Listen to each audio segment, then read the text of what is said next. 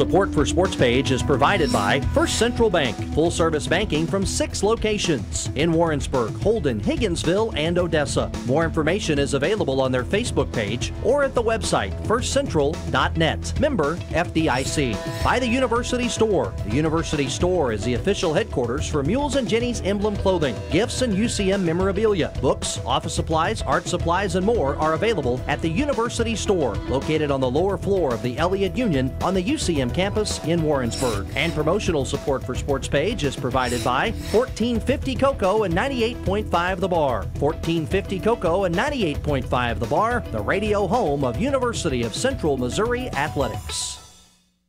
Coming up next on the Central Missouri Sports Page, we'll visit with Mules baseball coach Tom Myers and Mules golf coach Tim Poe. In our Sports Page spotlights, we'll meet baseball senior John Oropeza and sophomore golfer Cy Moritz. Of course, we'll also get you up to date on the results and upcoming schedules for the rest of the Mules and Jenny's spring sports programs. It's all next right here on the Central Missouri Sports Page.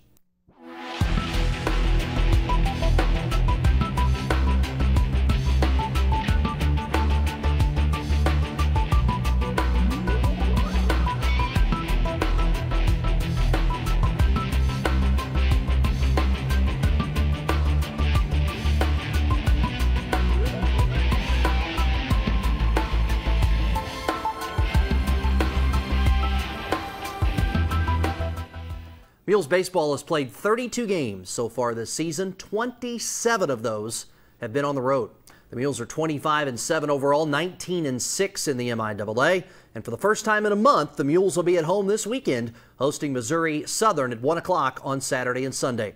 Joining us now to talk Mules baseball is head coach Tom Myers. Coach Myers, welcome back to the show. Thanks for having me. Man, it has been an unusual year. To think about that, 32 games, 27 on the road in the heart of the season, and it's been 4 weeks since we played at home. Well, yeah, I mean, we haven't seen Crane Stadium very much, but it's just been an unusual weather spring and part of it, you know. So we're not happy with where we're at right now, but maybe it'll be nice to be home and get some games under our belt here. And speaking of unusual, most coaches in college baseball this time of year, if we're visiting after 5 games on the road and you go 4-1, I'm visiting with a happy coach, but it was an 8-run 8 that your team gave up in that 5th game that resulted in a loss. I know that has you disappointed. Yeah, you know, it really does, and that's been something that we've been very proud of here at Central Missouri for the last, well, since I've been here now for 5.5 years, is, we just hadn't lost games after the 5th inning with a lead, and after beating a team pretty handily in one game, and then to turn around and give up a big lead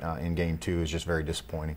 And I know, I'm sure, and we'll talk about this throughout, I know you've challenged the guys, and now ultimately it's up to them how they respond. We've still got a lot of baseball left, so it's a chance at a blip, it was one bad day, or is it something that results in a snowball effect and turns the season in a negative fashion? Yeah, well, unfortunately it's been something that probably I haven't pinned my finger on early, as we've played some really nice baseball. We've been really good at times.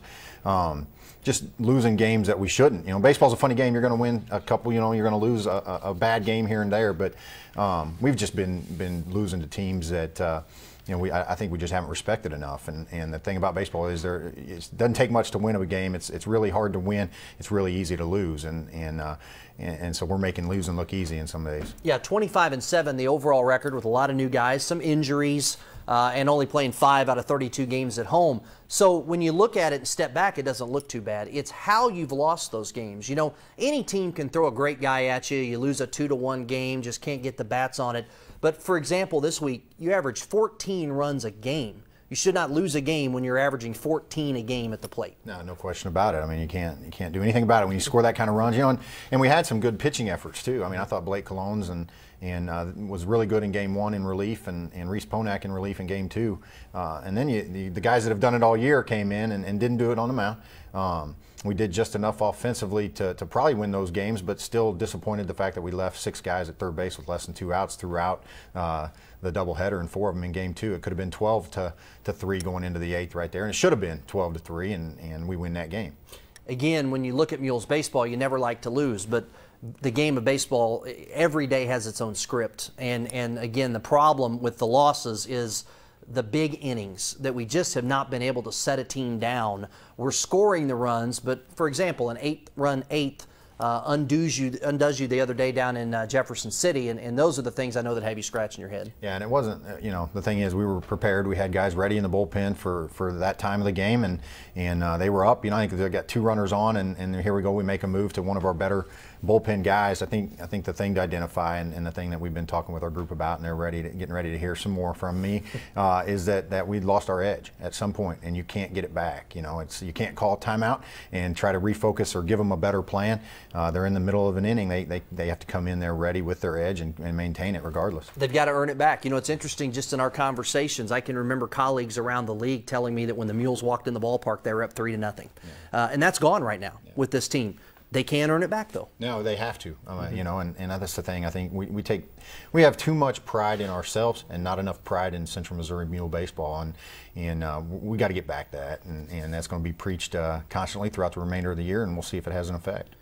As I mentioned earlier, though, you're home for the first time in a month this weekend against Southern. We'll get to all the particulars, but the weather's supposed to be pretty nice, 60s and 70s. It's Military Appreciation Day, Buck Day on Saturday, dollar hot dogs, more importantly, honoring the military and our friends at Whiteman Air Force Base, our friends and heroes at Whiteman Air Force Base. So it should be a great atmosphere, and I know that's got to also be big for the psyche of this team. To play at home at our park in front of what I think will be a great crowd, that should help these guys a lot. Well, yeah, we talk about a lot of things. Our guys consider fall boot camp, for them. And we talk about it being a war and a dogfight all the time in the game of baseball. And for our guys to have an opportunity to see some of those great military heroes of ours, the great people from Whiteman Air Force Base, they take pride in the fact that they're here and that Central Missouri respects them so much. And it puts it in perspective. Our versions of those things, that's not real adversity. No. What those heroes, our neighbors here in the community, what they go through, that's real adversity. That should help the team also put things in perspective, maybe relax a little bit when they see those folks out there in uniform. No question. In no way do I want to demean or try to equate what we do with what they do for all the country. But it is nice to know that they're so close that we can reach out and touch them. And it makes them more real to us and what they do more real. Well, let's go back to last week, talk about the weekend in Arkadelphia, Arkansas. You added those games. You had a break in conference play. Henderson State, good in-region opponent. The Reddies, game 1 was a thriller. You won at 8-7. Johnny O, we'll spotlight him later. Big hit for you late in the game. Yeah, John was really good for us that game. Obviously, it took runner on there to win that, and we get the big double with runner from first. So you win the first game 8-7. Really a solid performance from a lot of guys hitting the baseball. Game 2, you see it there 9-2. That was a very Mule-like victory. Quality pitching from Curtis Schuler and Jake Heisler and good run production. It's amazing when you get a quality start, guy that comes in the back end, and then the guys do their job at the plate, how smooth the game seems to flow, doesn't it? It really does. You can get in, settle down, you kind of figure out what you can get away with, what you can't get away with, and it makes those risks that you take a little easier because you know that the starter is in a groove and going, and we can really do some things offensively then. Let's look at that Sunday result, too, in the final game of the series. The Mules get that 7-2 win over Henderson State, and again, Mules baseball on display there because you saw a guy through, got a chance for your order to get a look, and then a big 4th inning that resulted really in that 7-2 win. And you see the balance with the hitters there with Brad Wilson, Kevin Gratza, and Trevor Jones, all with 3 hits each. Yeah, it was just a really well-played baseball game on both sides. And we got one break and took advantage of it, and typically that's when the game is won or lost. And then Tuesday in the capital city, Jefferson City, for a 2-game conference series with the Lincoln Blue Tigers. We'll be taking a look at the highlights from Game 1, and Game 1 you got off to a great start. Coach Myers 5 in the first, and that's certainly a great way to start a baseball game. Yeah, it really was. We get off to a good start offensively and then continue to spread it out throughout the day is a good thing. And there we see Coach Myers visiting with the team prior to the ball game, and we'll see some shots from up top here down in Jefferson City. It's kind of in a bowl, that stadium, so the folks from KM West there. And again, how important is it when you're on the road to get off to a good start like this at the plate, score 5 in the first? You're not going to score 5 every time, but how big is it, to get on that pitcher and put pressure on him early? Well, I think, you set the tone. It's kind of like a quality start on the mound. If you can offensively get off to a good start, and then the key is to maintain that same discipline, the same approach, and the awareness of what you can do and what you should be doing, and it really helps the pitcher settle in, and it helps obviously offensively. The other thing we're going to see here too is line drives. Boy, guys really got on top of the ball, hitting a lot of line drives. Right there is a great example. Yeah, Kevin, that was Kevin Gratza, I think, you know, he probably hit the ball harder than it was thrown in there. That's for sure. It was coming off his bat really hard, and even we hit 3 or 4 home runs yesterday or that day, and those balls weren't really fly balls. They were smoked. And Kevin, 5 for 5 at the plate, 5 runs driven in game 1. 10 of 19 at the plate this past week, 7 runs scored. He was terrific. There's Marshall Dean. Now, the one thing we've been struggling with, and even in this game where you get 5 in the first and they get 2 back and get a little momentum in the second, we're just not getting the quality starts we need to get. Yeah, we let them right back in the game there, and you know, it's a 3-run game after 3 innings. We're typically pretty happy with, but when you jump out to a 5-0 lead, you've got to come out and throw up a 0. I mean, you don't let them back in the game mentally by giving them 2 runs. Well, an awful lot of highlights here that our crew from Sportsage, our student producers, and Roy and Alden could edit through because they were there to cover it. Because 26 runs, and the stat that stands out to me in game 1, 14 guys drove in runs. That's nice balance, really nice balance. Yeah, we were able to get to the bench a little bit earlier. You know, one thing about our bench is I think offensively we're not going to have a letdown, that's for sure. I mean, we can really hit. We got a great group of hitters, and it was on display in game 1. Blake Collins had to come out of the bullpen in the 2nd inning, but he was very solid. You got to stop with him, which was key. 5 2/3 1-hit baseball. Yeah, he settled down. He had a rough first inning when he came in and stopped the 2nd inning, and then a little rough in the 3rd. Didn't give up any runs or anything, but after the end of the 4th inning through the 7th, he was really good. Again, there you see the guy that's seeing beach balls at the plate right now, Kevin Gratza, and good to see him doing that again. We go back to this week, 14 runs a game. I think he scored 71 runs or something like that in 1 week, which is tremendous. And so as you look at this thing, and I know you can find areas to improve in every single facet of the game, but run production, hitting, really not the problem right now. No, it's not. The problem is that we're not executing efficiently enough and those games then that get close or you know, you have to make so many adjustments throughout the game if you're not doing things right and playing as a group 1 through 9, and so that affects what you do with your bullpen. It affects how you play defensively, and I'm an offensive guy by nature, but I'm a pitching and defensive guy when it comes to knowing what it takes to win a championship, and so if we can get better starting pitching and then extend leads out a little better, we'll be fine. And it just goes to prove the importance of being solid in all 3 phases. It's like any sport. You want to be special, which your program's accustomed to being. You can't just hit it. You know, you've got to be able to hit it, pitch it, and catch it. Offense, defense, pitching. Yeah, you got to have all 3 of them every day if you want to be great. And you know, there's the highlight I don't like to see, that 10-8 game. But that's just, you know, that's an eye opener, and it slaps you right in the face to know that you got to get better. We've broken it down quite a bit, but let me ask you this: you score 26 in game 1, you lead 8-3 entering the bottom of the 8th in game 2. Not an excuse. Tremendous credit to Lincoln for the comeback and scoring all those runs. But do you think your guys got lulled into a false sense of security? 26-5 game 1, up 8-3 in game 2, and they just could not ever rally after that comfort zone was clearly knocked off by the Blue Tigers in the 8th? Well, I think I probably allowed that to happen, to be honest with you, and that's disappointing. We were focused the whole time. We were playing nonstop, and at some point, somewhere, I must have let it slip away from them, that they lost their edge, and that's happened too much this year. That's 3 times when we've lost a lead after the 5th, and regardless, you know, if we're playing somebody, you beat them by 25. It's a game of baseball, and the thing about it is, we talked about before game 1. And the University of North Carolina's soccer program, their coach has probably the best quote in the world to me, and it talks about, you know, a lack of respect is not going out and beating somebody really bad, and I had to ad-lib a little there, but and we talked about that in game 1, and we went out and proved that we respected Lincoln in game 1, and I told him afterwards that I thought Lincoln gave us some things and allowed us to kind of beat them that bad. I'd like to know what it looked like if they didn't help us out any, and I didn't remind them of that in probably about inning 2 or 3 of the 2nd game, and so I allowed them to get away from and lose their edge.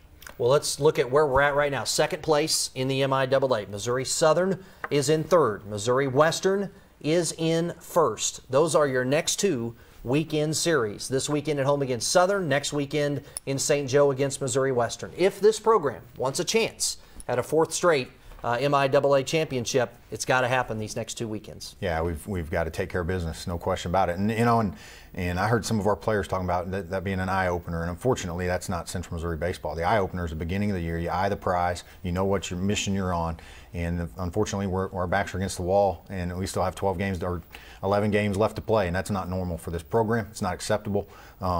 But you're right. There's nothing else we can do now except wash the rest of the year or you know, the previous part of this year and go finish up real strong.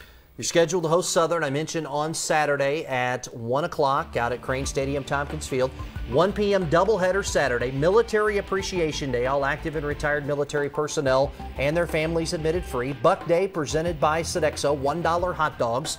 Temperatures expected to be in the 60s and sunny. Games, all of them, will be on 98.5 The Bar and WarrensburgRadio.com. Then on Sunday at 1 o'clock, the finale of the 3-game series. Southern is obviously a very good team. You see there, as we look ahead to next week, that's going to be next Wednesday, Truman, 1 o'clock. But let's go back and talk about Missouri Southern coming in here Saturday and Sunday. Very, very good team. They got 24 wins right now. A very fine ball club. Talk about the keys to success for your team, and I'm going to guess, if I may ad-lib a bit, it's going to be a whole lot more about the Mules than it is about Southern. No question. We're really never concerned. I think we were overly concerned with playing Lincoln. Honestly, I mean, when you think about it, if we don't know who we're playing or what we're really, what's supposed to happen, doesn't matter to us, then we go out and we win both games. And so we're not going to concern ourselves with Missouri Southern at all. They're a great club, no question about it. I know they've won 13 straight. They're going to play 2 more either today or yesterday, whenever they're playing there too. They could be in here on a 15-game winning streak and ready to play. And I know for a fact that teams approach us differently mentally and with the thought of coming out as their World Series.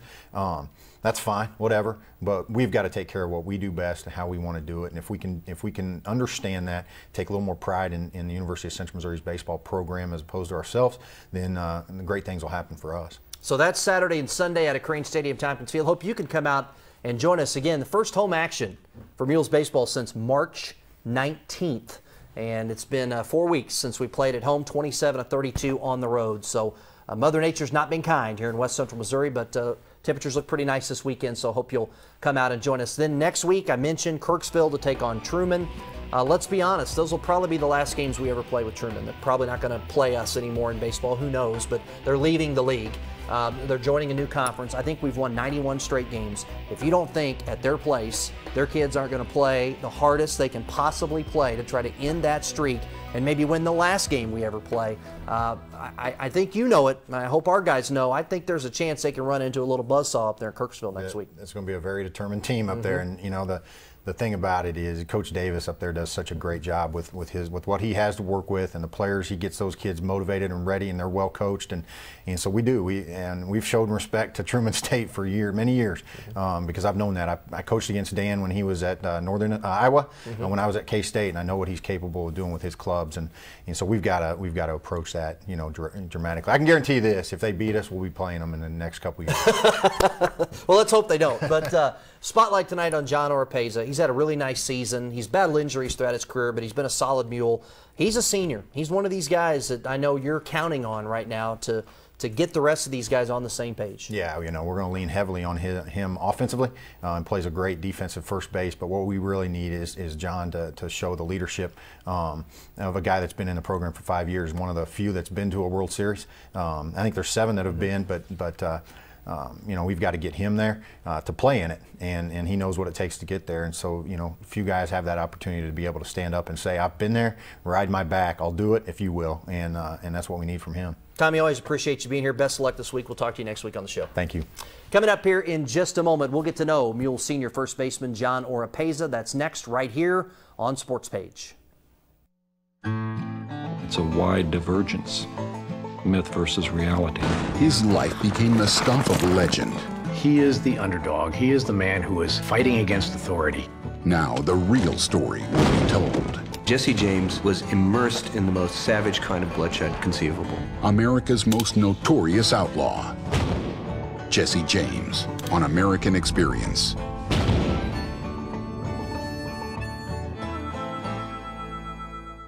Five youths were arrested at 14 and 15 years of age. They got them! Then they started to put us in different rooms. What did you do? Who were you with? Who did you come with? They confessed, and that was that.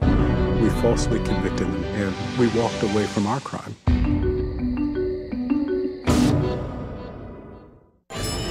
On Masterpiece Classic. I've never seen you so enchanted. What struck you so? It was a moment of perfect beauty. Every woman should have a Pavlova moment like this. Say we can still be friends. Friends? Yes. You knew I was falling in love with you. Oh, he was closing you. It's in his nature. He risks the things that he loves. Miss Irene Revilius, our new visionary head of fashion. A lady shall enter our store and purchase the very day. We shall stock all shapes and sizes. Fashion will be big one day. Get that drunk out of our store. Anna Pavlova is visiting Selfridges today. I have to be there. Oh. Mr. Selfridge. Oh, where's Mom? I couldn't make it. Mr. Selfridge on Masterpiece Classic.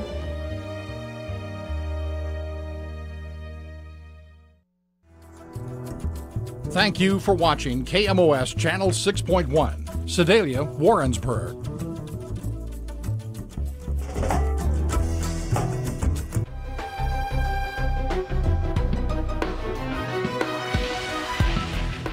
And welcome back to Sports Page here on KMOS TV, Missouri PBS. In this Sports Page Student Athlete Spotlight, we get to know Mule Senior first baseman John Oropeza.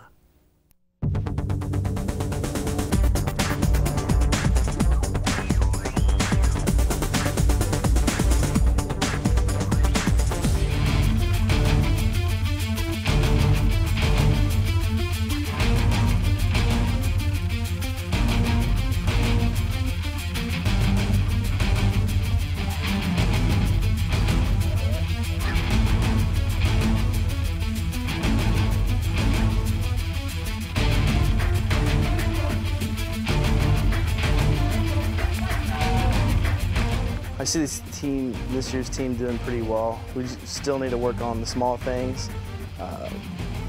Coach Myers always says, get the runner on, get him over, get him in. We're doing that, but we're still having a little trouble. So we need to be more focused on the little things, the routine plays to get the job done.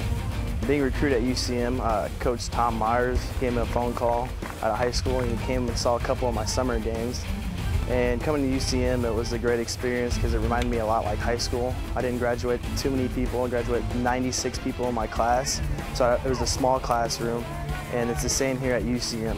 Oh, the relationship's awesome. You know, everybody is always hangs out on and off the field. We're always together, and just a great relationship with everybody on the team. A typical practice is usually rapid fire. We take a lot of ground balls at first, work on our double plays. We usually take BP before practice, which we go through our situations as if it was game-like. We usually do first and thirds, pick off rundowns, and then as a first baseman, you know, you're not in a lot of those plays, but you play other positions as well to get involved and to know other positions on the field as well. My playing style will be doing the little things that are possible for our team to win. Either driving in somebody or getting the bunt over, making the guy behind me drive him in, and playing our style of baseball. Our goals is winning an MIAA championship, which we've done, win a regional championship, which is done, and the main goal is to win a national championship, and we have yet to do that, but hopefully this year we can continue on what we're doing and hopefully win a national championship. I am a criminal justice major, and I graduate in May. And I'm looking into the highway patrol or maybe the FBI, but if that doesn't work out, maybe I've got a couple phone calls from insurance agencies that I might be interested in doing that and selling insurance. The experience was phenomenal. It's always a great opportunity to play at a big league ballpark, and Jim Crane showed us around the stadium, you know, the kind of behind the scenes of a major league stadium. We got to go through the hitting cages of the home and visitors, got to see the locker room of the major league players, and you know, it was a great experience playing on a major league park like that. My biggest motivation is probably my parents. They've always stood behind me since I was little. They've always been to every single game that I've ever played in. If one of them wasn't there, one was. they've just been a big part of my life and a big part of my success as a baseball player. I feel like as a senior, you have to be a leader on the team. There's a couple other seniors, that's Kyle Greasehaver and Chase Grasswitz, who are also leaders on the team. And we have to show leadership by example of how we play on the field and just giving guys encouragement throughout the season.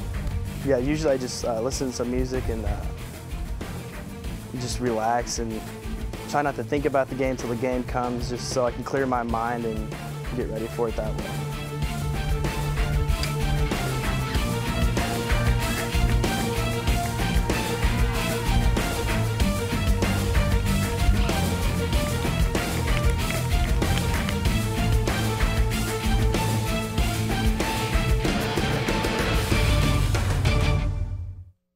The Bishop Ward product from Kansas City, Kansas is hitting .398 with a team-leading 49 hits, 43 RBI, and 16 doubles for the 25-7 Mules, ranked 7th this week in Division II baseball.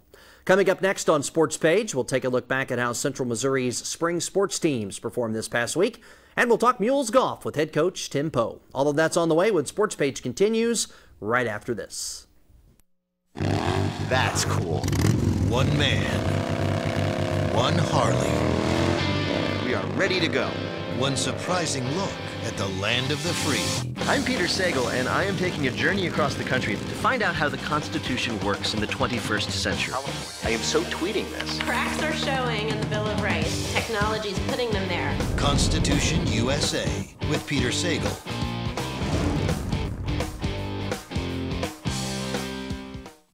There are some things in nature we just don't understand, and this creature is one of them. Unappealing to look at, eels are coveted by the Japanese, sacred in New Zealand, and making people millionaires in Maine. But that's only part of the story.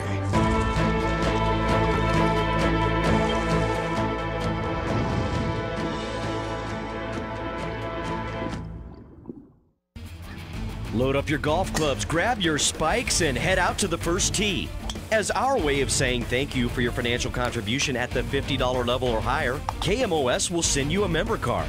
In addition to great discounts at restaurants, attractions, and bed and breakfast all across Missouri, the member card also offers 2-for-1 greens fees at several Missouri golf courses. Improve your swing while taking in beautiful lake vistas. Or experience the Rumble at America's only golf course above an active mine. Take your game to the next level by playing around on us. Call 1-800-753-3436 and support KMOS TV, Missouri PBS. Thank you.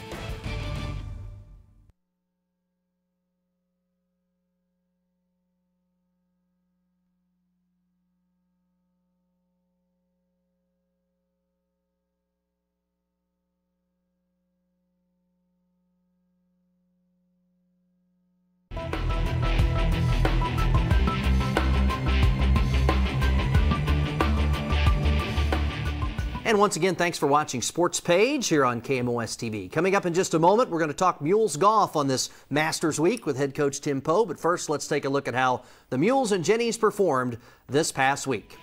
And we start with the Jennies softball team. They went 2-2 at home this past week in conference play. Last Friday, the Gens beat Truman 5-3 behind a solid pitching performance from Jackie Prater. In Game 2, Katie Shockley was tremendous in relief as the Gens beat Truman 3-2 to sweep the Twin Bill.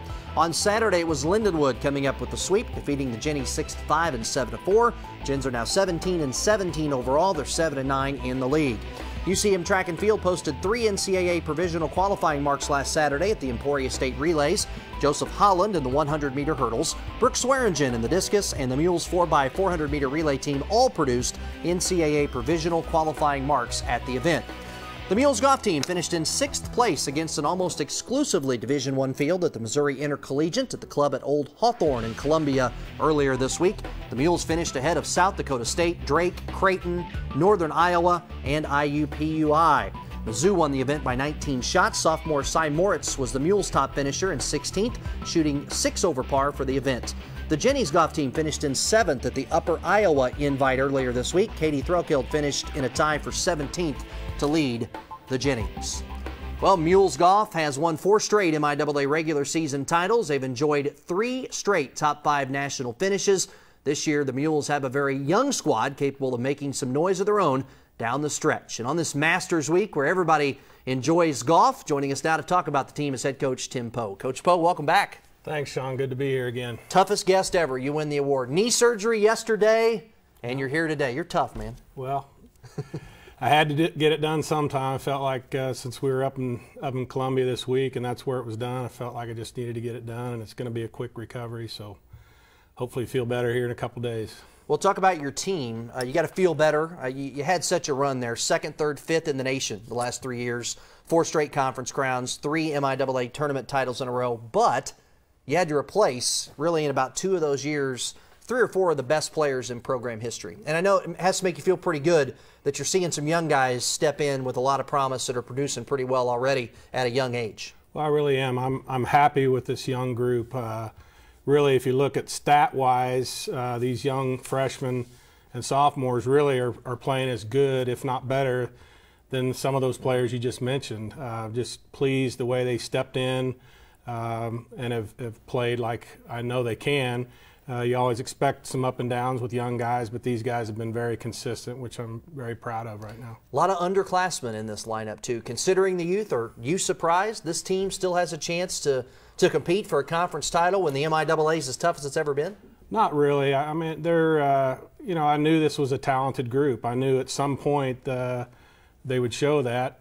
You know, you don't always expect it this early, but I knew they could shoot the numbers. I mean, how they played in high school and their junior careers, they really were producing numbers before they even got here. So I kind of expected it, but you know, it's been fun. I mean, to watch these young guys mature so quickly and to be leading the conference, you know, going into this week, I just can't, you know, feel any better about it. Talk about the importance of the 2nd, 3rd, and 5th place finishes in Division II and all the conference titles to maybe recruit a higher level of prospect. Not to say we haven't had great players before, but some of these guys you're getting, these are legitimate mid to high major Division I recruits, but they wanted to come play for Central Missouri. Well, I think that's the thing. I think what we can offer a young guy is the chance to play right away like we're seeing right now.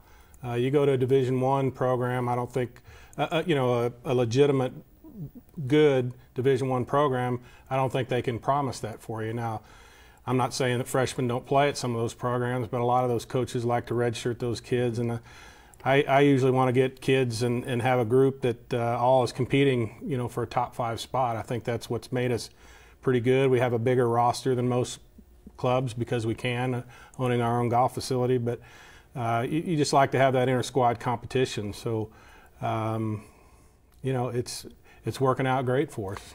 You and I just talked off air. I want to bring it on air now. We visited with Tommy and Susan about this here on the show in the past. Last spring might have been the best spring of your career as far as the weather. This spring might be the worst. I know it's been quite an adjustment. That's kind of been the story. That's what I've been telling all the coaches when we go south, you know, that we were spoiled last year. I mean, we were out playing in January, and we did get a couple days in January where we got to get out there, but February is the worst month I've ever had in my 23, 24 years here. It just was horrible.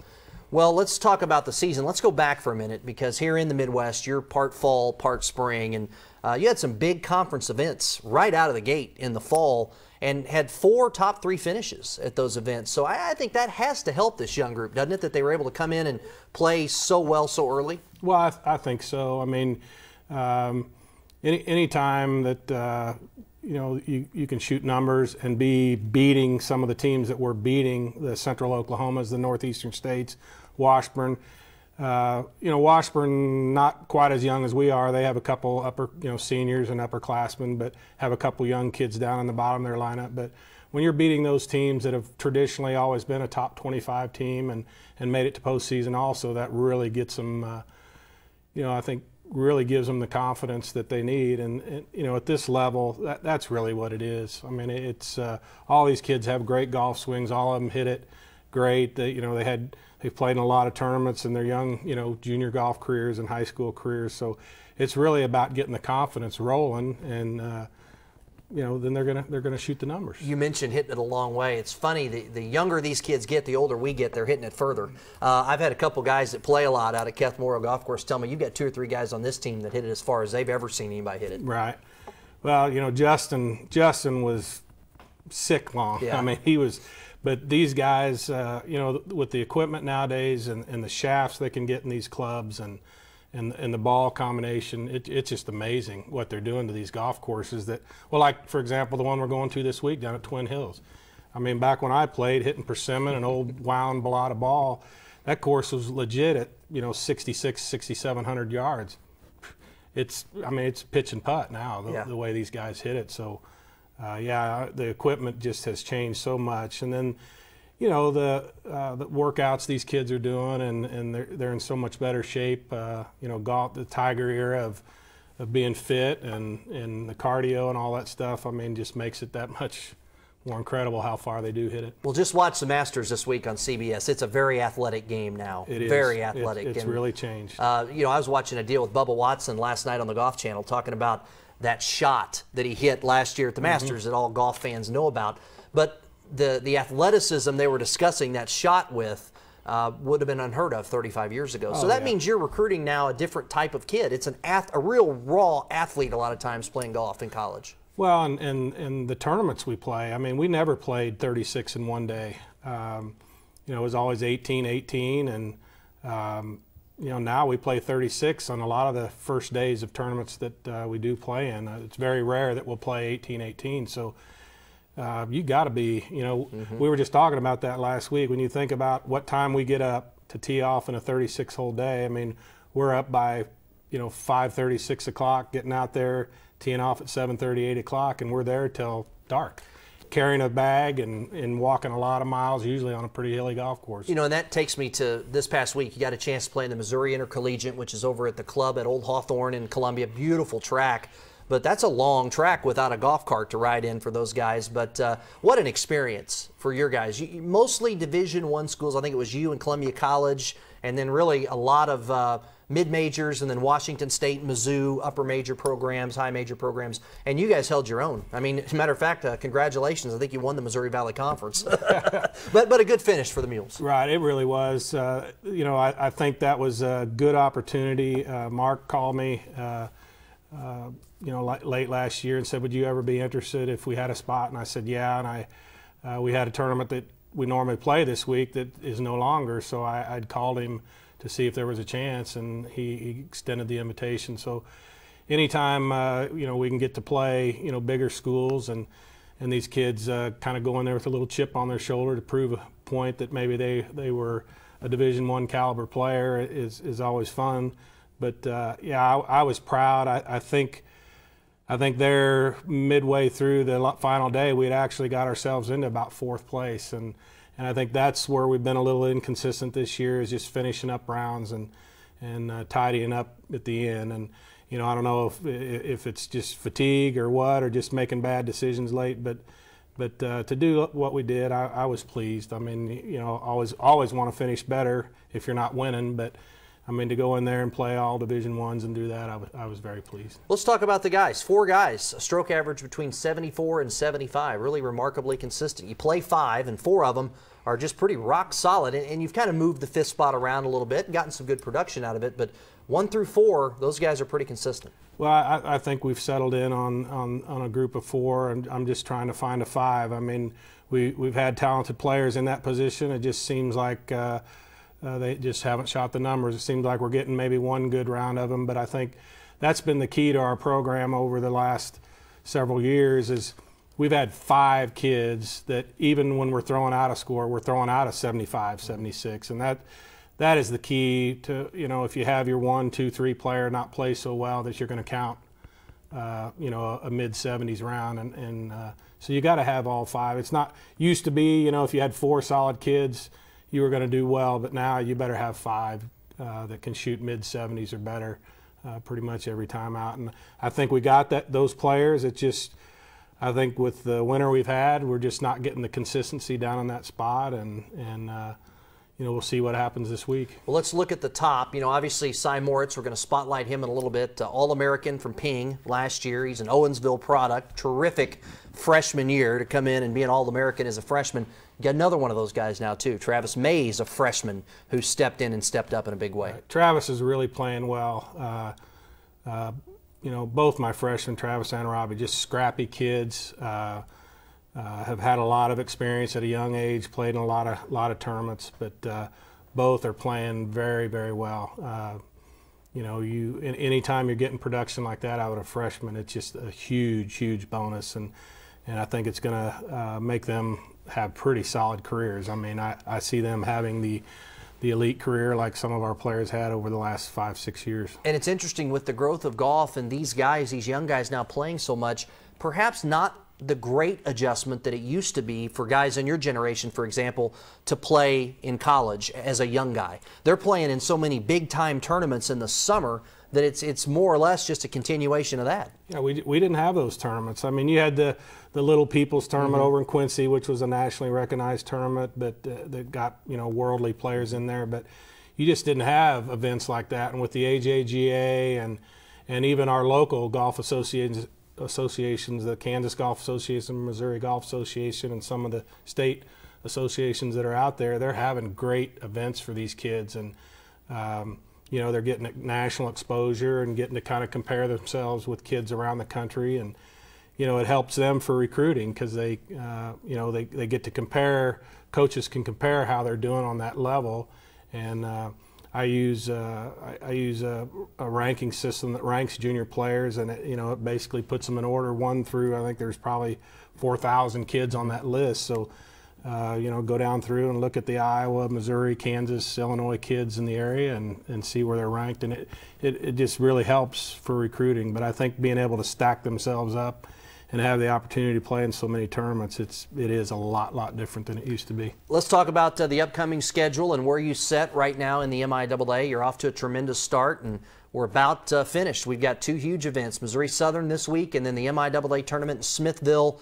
Where are you at right now, and what are you going to need to do to try to make number 5 a possibility in a row in the league? Well, I think we need to go down to Southern and have a solid week. Obviously, we want to win that event.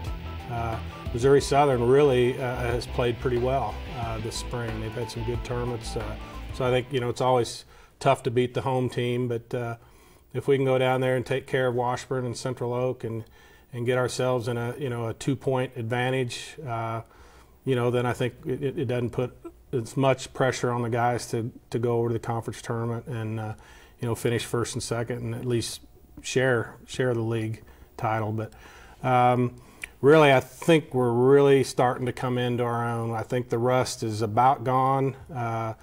Short game and, like I said earlier, decision making it's getting better each week, and I think that tournament this week really playing in a big event, it's going to make this one seem a little smaller. So I think the guys are really going in with some confidence, and things are really starting to gel. They all feel good about each other and trusting each other, and I think that's a big key too, is just having the trust that the other 4 guys are grinding and they're going to play well for you. And I really feel good about this week. I think we're right where we need to be heading into the postseason. Well, it was obviously special last year for those of us that got to go over to the Super Regional at Jeff City Country Club and watch you guys hoist the trophy and advance the Nationals. Going to head north this year for all of those things. Different region. How do we stack up in this new region we're in? Well, I think we're currently seeded third in the region. Central Oak, I think, is number 1. Southwestern Oklahoma 2. Us 3. Washburn 4. I think we have a very good shot of getting a low seed into the region. As far as the Super Region is concerned, few teams over on the other half of the Super Regional that are playing pretty well. Missouri St. Louis has had a good year. Indianapolis is always tough. So, we'll have to go in there and play our best game, I think, to get out. I think we can. Obviously we've proved that we're one of the better teams in our league so far this year. But I think that other half is a little stronger than they've been in the past. So, we're going to have to go in there and play our best golf, I think. It's the fun time of the year. The postseason is upon us. Tim, thanks so much. Less than 24 hours off knee surgery for coming by, and best of luck to you and the team down the stretch. Thank you, Sean. Coming up here in just a moment, we're going to introduce you to Mule sophomore All-American golfer Cy Moritz from out of Owensville. That's next, right here on Sports Page. I grew up in Harlem during the Depression, but I was extremely fortunate to have an opportunity to go to college, tuition free. When I retired, I thought if I can even help one person go to college, I'll have done something really great. So I support one student with a scholarship. I see the values of PBS in sync with my values. And just the way I want to pass on a legacy of education, I would like to pass PBS on to the next generation. That's why I've included my PBS station in my estate planning.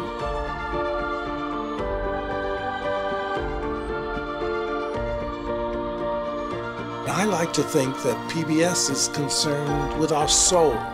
If your soul is in the right place, you're giving back. 5 youths were arrested at 14 and 15 years of age. They got them! Then they started to put us in different rooms. What did you do? Who were you with? Who did you come with? They confessed and that was that. We falsely convicted them, and we walked away from our crime. Coming to Independent Lens. From the mind of a man came a new kind of woman, Wonder Woman.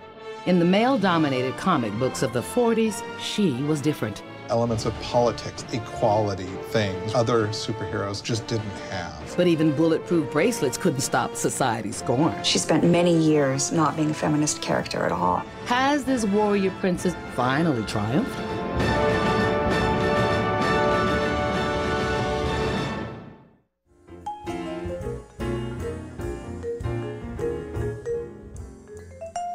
You're watching KMOS Channel 6.1, Sedalia, Warrensburg.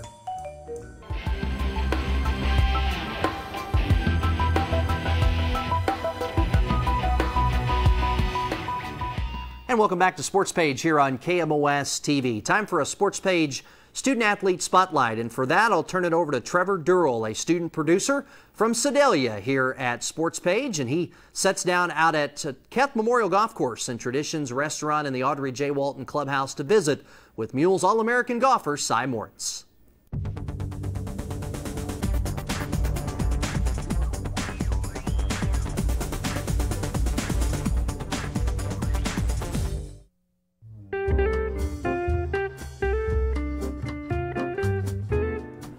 Hello, my name is Trevor Durrell, and I am a student producer at Sports Page. And here with me today is Cy Moritz, a UCM golfer.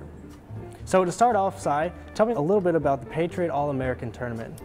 Well, it was over winter break. It was kind of just like a fun thing I got to do because last year I was All-American. And I really just enjoyed it. I learned a lot about my game and like where it's at.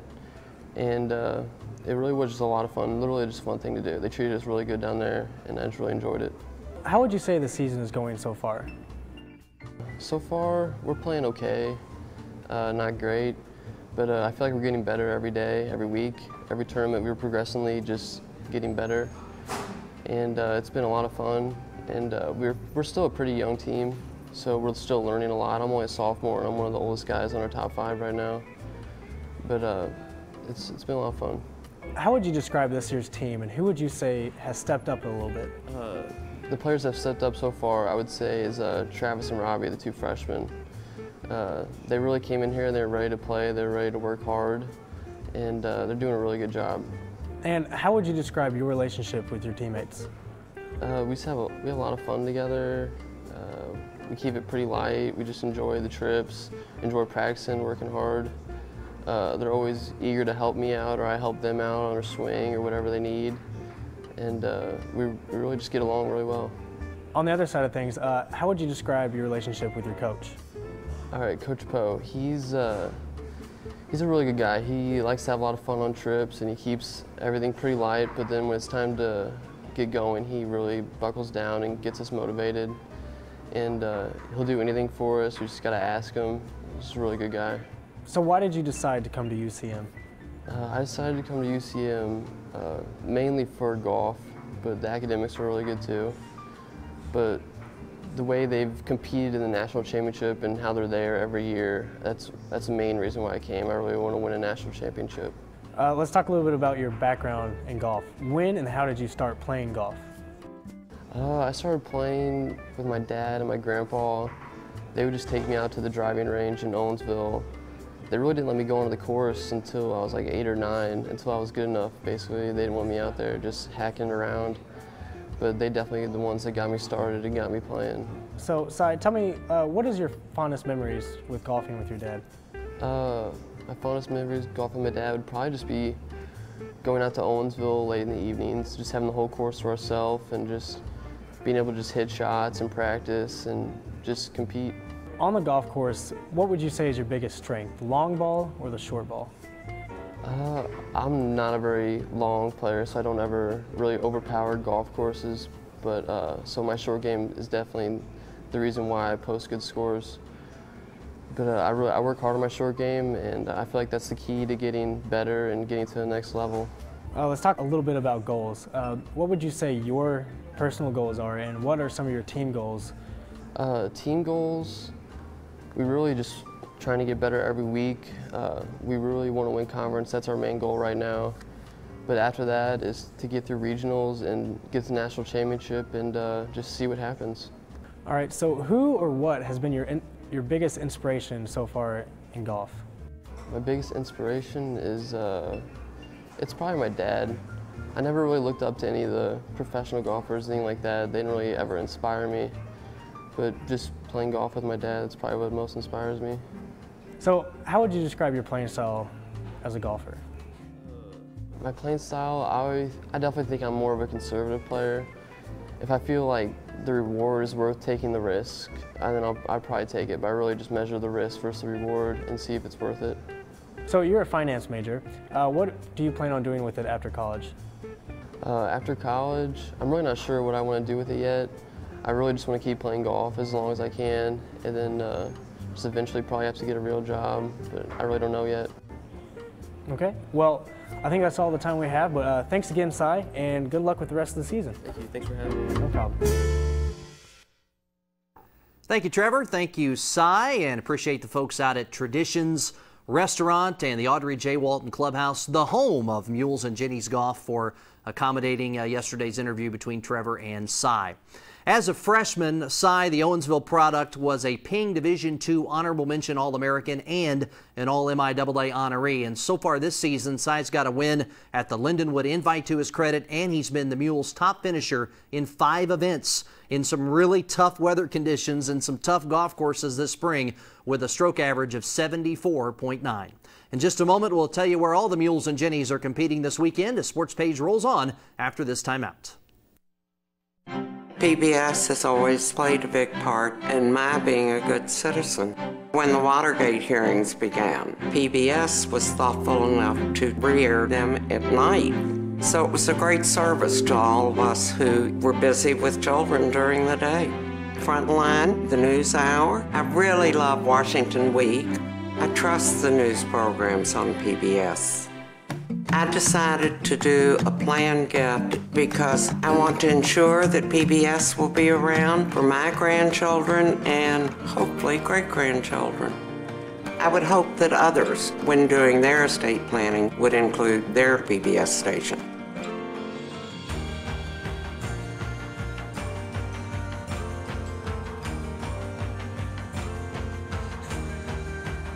My PBS station is part of my community. That's something I really value. Who says we can't know how a Civil War soldier felt, or what it's like to change the rules of the game? Ken Burns pioneered a new way to tell America's story.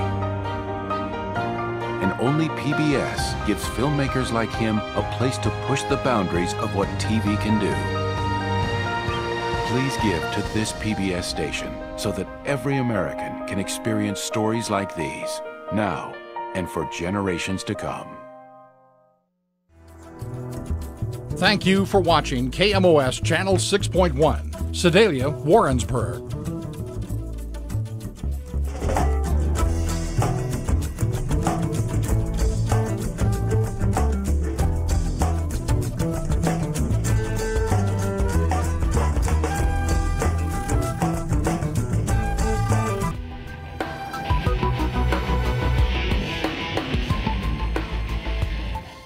For one final time this week, welcome back to the Central Missouri Sports Page.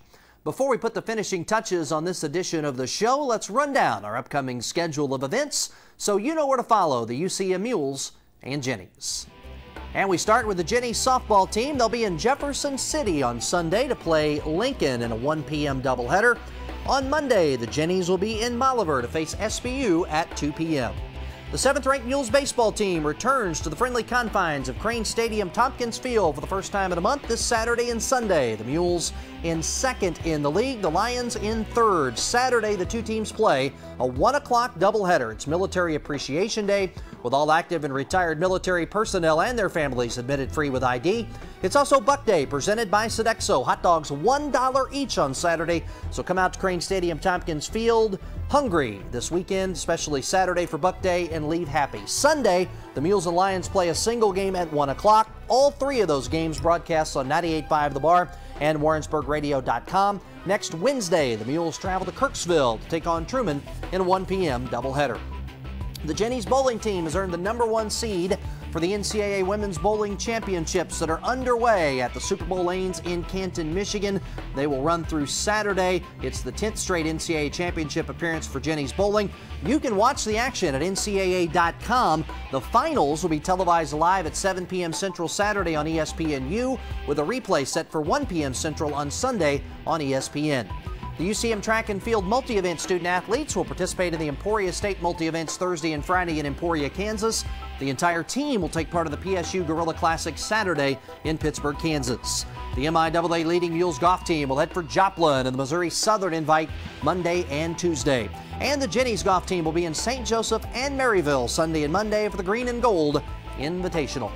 And with that, we conclude this edition of the Central Missouri Sports Page. As always, we hope you enjoyed the show, and we invite you to tune in next week to learn more on the UCM Mules and Jennies. Until then, for our entire crew, this is Sean Jones saying thanks for watching the Central Missouri Sports Page here on KMOS TV, Missouri PBS.